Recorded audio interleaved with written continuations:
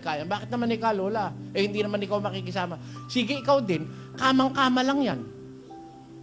Nung maliit ako, iniisip ko, ba't kaya ako tawag ni Lola doon sa babae ni kamang-kama lang?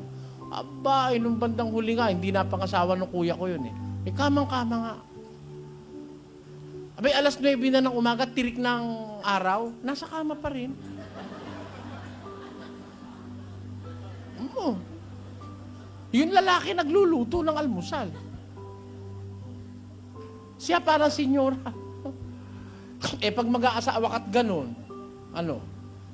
na walang pakinabang.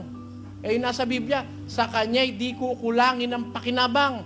Wala kang mahahanap na pakinabang na wala sa kanya. Bakit? Tuloy natin.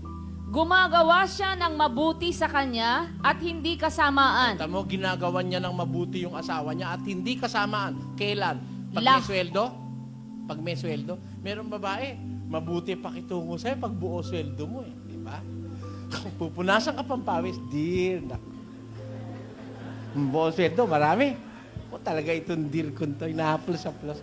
Pag wala ang sweldo, ba't kulo to?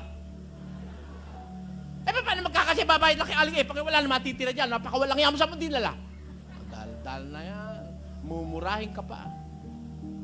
Siguro ng babae ka, no? Yung babae sa Biblia, na babaeng galing sa Diyos, hindi siya kukulangin ng pakinabang.